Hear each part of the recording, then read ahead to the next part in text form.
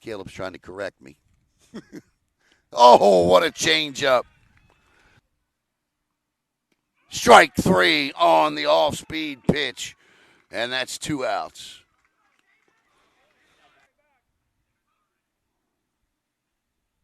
Strike 3 on the high heat. 3 up, 3 down as Morrissey strikes out the side. Morrissey's got it all going tonight, if you will, for Morrissey. His first full count pitch of the night coming to the patient, Christian Dillard. And he comes right back with his 5th straight strikeout. To the 1-1. Oh, he turned. And that is a suicide squeeze. Oh, they say he missed the bag. And the flip from Lawrence to Brevin Smith, and Smith missed the bag. The suicide squeeze, what is it? He is the 10th batter. That one is hit deep into left field, way back track, wall, and you can touch them all. Riley Jackson, that is a 3-run home run. And it's 8-0 Commodores.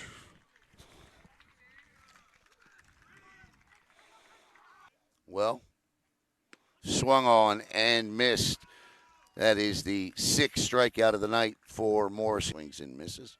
Way they could swing the bats, but they just didn't hit coming out of the gate.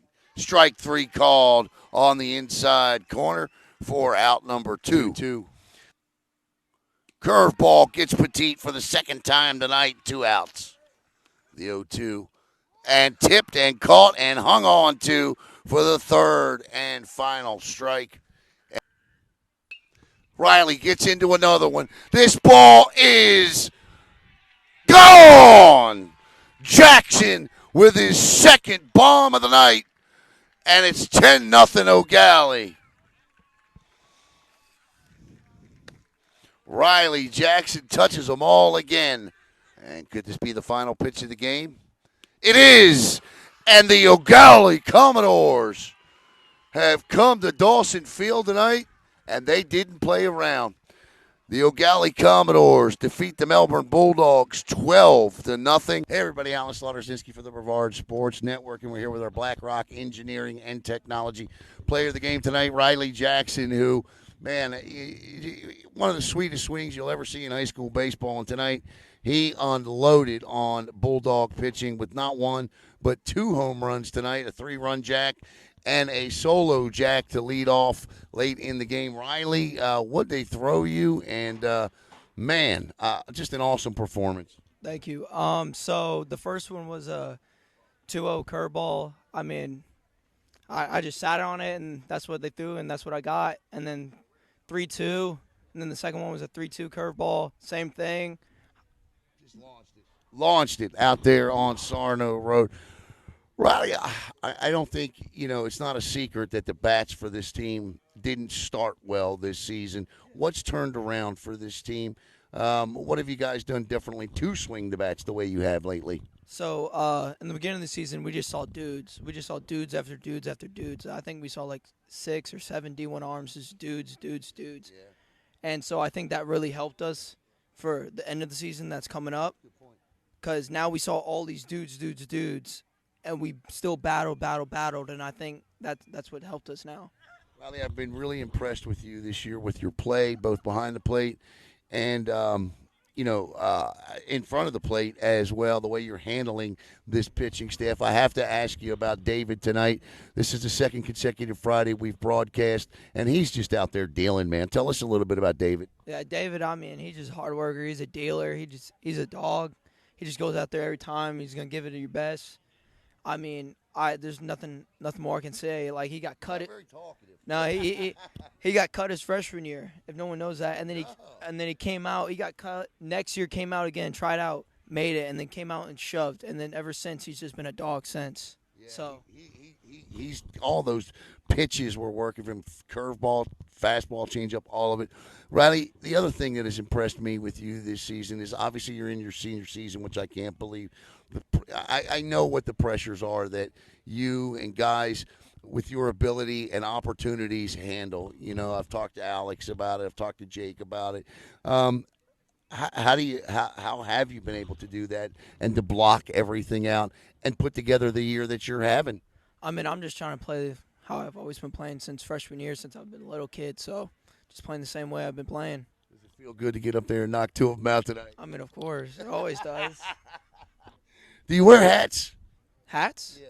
Like, real hat? No, I hate hats. Do you? I hate them. All right. I like catching. I don't wear 'em. All right. Well, then I'm going to give this one to Morrissey then. Yeah. All right. Because you're the player of the game tonight. We were giving away hats. So if you don't wear them, I'm not going to give it to you, though. All right. I mean, I'll take it still, but I mean, what are you going to do with it? put it on a shelf or something. All right. There you go. There you go. Thank Take you. that. That's right. The Brevard Sports Network. You got to, take it with you next year. I'll wear it to get out of here. I'll wear it to get out of here. You got to put it on once for a picture. I'll put it on right here. I'll put it on. There you go. There you go. And then Caleb will take a picture of you. For our BlackRock Engineering and Technology player of the game tonight, catcher Riley Jackson. I'm Alan Slaughter-Zinski. Have a good night, everybody. Well, good evening, everybody. Alan Slaughter-Zinski for the Brevard Sports Network here with the BlackRock Engineering and Technology post-game show, and we are here with one of our players of the game tonight. He is pitcher David Morrissey, and David, tonight you went out and 1, 2, 3, 4, 5, 6, 7, 8, 9, 10, 11, 12 strikeouts tonight. You know what, folks? He did it in just 5 innings. David, it all looked to be working for you tonight. That's a team that came in batting .327. They lead the team. They lead the county in home runs. I saw them knock Lucas Clendenning out the other night in the second inning. What were you able to do to them tonight to keep them off balance? I was just, mixing up fastball, change-up, curveball, just trying to not throw the same pitch twice. So, well, it was effective, that's for sure. The thing that I think was really impressive tonight, last week, even in your one-hit shutout, there were instances of the game where you got behind batters. You battled back. Tonight, there was none of it. You were ahead of, the way I counted tonight, I had you ahead of all the batters you faced. I'm going to say probably 95% of them tonight. How much have you been focusing on throwing that first pitch strike? A lot. If you don't get that first pitch strike, I mean, they could be expected fastball, and they could hit you wherever they want to. What's your best pitch? I mean, it all worked tonight, but what is that best pitch? Probably my curveball. Yeah.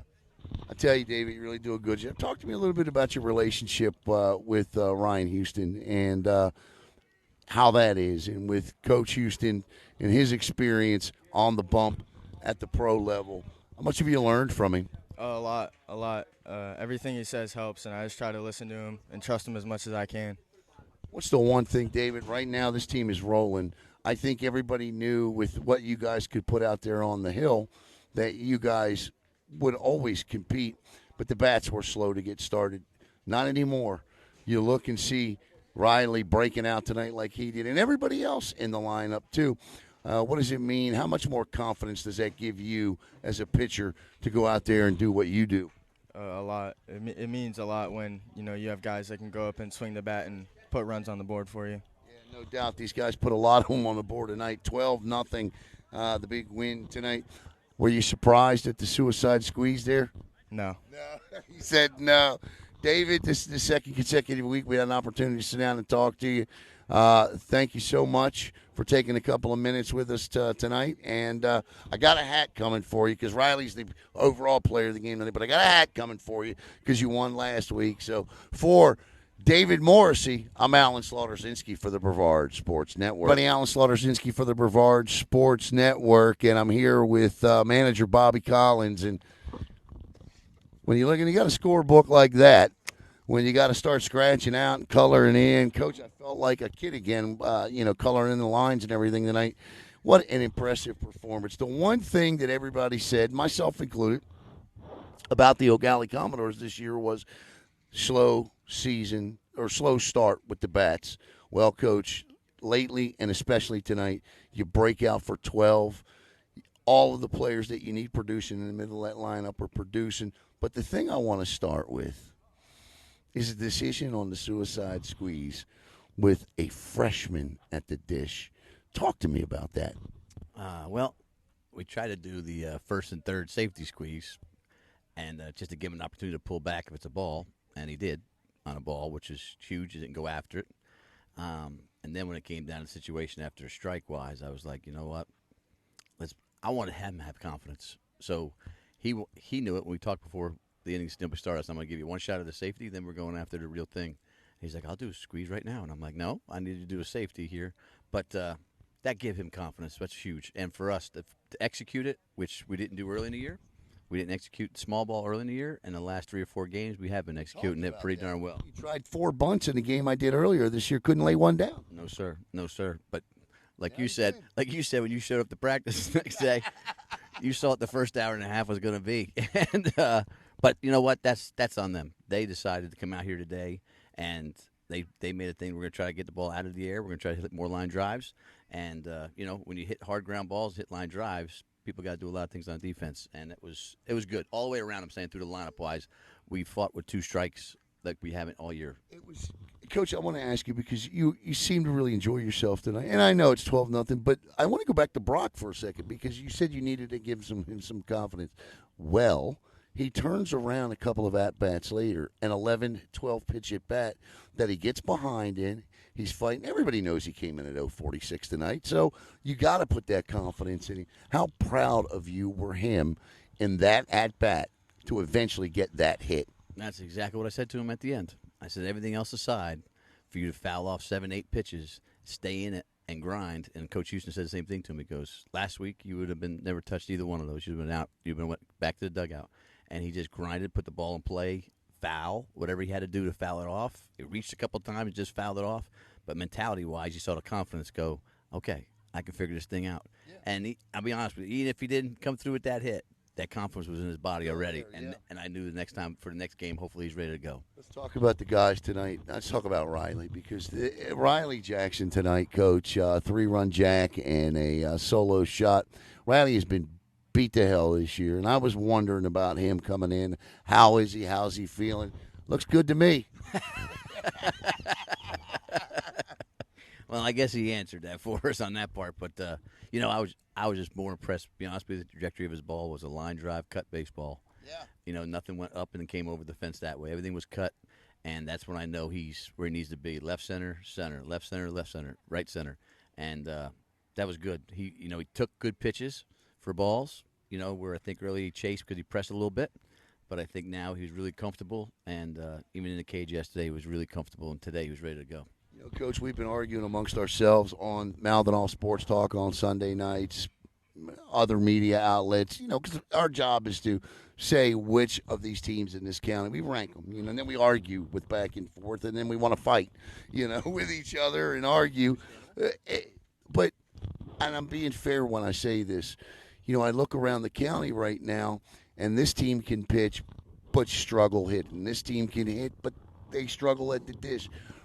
Coach, right now, I would say it's a fair assumption. I'm going to see Merritt Island tomorrow at 4 against Holy Trinity, but I think it's a fair assumption to say that right now, with the way that your bats have recovered, that you guys are doing it all. Yeah, well, it was fair assessment early in the year, to be honest with you. We're at the bottom. Right. But I like the direction we're going, and that's where I want to be right now is keep going forward and keep going up. And like I said, the team today was played as a team, and it was awesome. That's the best. It's the best I've seen them play as a team. Right. And yes, I'm not going to say anything about who's ranked where because this is a damn good team. I know that, and we're going to face them 2 more times. Right. And like we told them at the end of the day here, I want you to be excited about this, but you're going to face them 2 more times. We got to play baseball. And your place, right? Next time is at our place, and then we play them again at the end of the year at Eastern Florida. That's right. So that's a pretty cool place. And Coach Brown was nice enough to have us be able to play there in a neutral zone, but a real college field. Right. And, like you said, that's the difference. I want you to celebrate this, and then we're going back to work Monday. Yeah. And that's what we have to do because we have to keep going in that direction because this can't be a fluke for us. We got to keep the bats rolling. 2 in a row over them. Coach, I'm going to tell you this story. It's the first time you've won 2 in a row over them since before. You ready for this? Ready for this? Go ahead. 2012. I just wanted you. It's the truth. Shows you how good of a team they are, though, right? So But that's you it. get two in a row over them. Going back to last year, I got to ask you about David to close things out here on the BlackRock Engineering. Right now, David is, Coach, I can't find a flaw in his delivery. I'll tell you what, man. You always say 5 outings in a row, beautiful, blah, blah, blah. And he's competing like crazy. And you keep saying, everyone's entitled to a bad start somewhere. But he prepares the same every time. And when there's no, like, today might be a little jittery. He came out right off the get-go saying, boom, here I am again. I don't care whether we score a run or not. I just care about giving me the baseball one pitch at a time. And you know what? When you have that confidence and you have the stuff he has, the delivery is so clean now that it looks like a fastball coming out of his hand. It might be a break ball, it might be a changeup, it might be a fastball. Yeah. And that's what's really impressive. And he just keeps grinding. And it makes the defense say, we got to play some baseball for this kid. We got to play some baseball for this kid because there's too many one-run games this poor kid's been in. Yeah. And finally you give him a little relief, and he didn't let up. No. He didn't let up. And I know it's a good hitting team, right? Yeah. We've seen what they've done. And like I said, today was his day, but because he did what he does. Right. That's why. It wasn't by fluke. No, nothing that happened here tonight was a fluke, and you're not going to beat that team 12-0 every time, but to do it once the way it was done here tonight is a great thing for Eau Gallie. And you know what? We'll get to see them 2 more times. We can come do that one at your place, right? Yeah, come on. All right. And then we're going to talk to Coach Jeff over at Eastern Florida State and get the one at Eastern Florida State as well. They get a nice little press box we'll broadcast from there. But this man and his Commodores tonight, what a job from the pitcher to the catcher to everybody behind them. They get a 12-0 win over the Melbourne Bulldogs. For skipper Bobby Collins, I'm Alan Slaughter-Zinski for the Brevard Sports Network.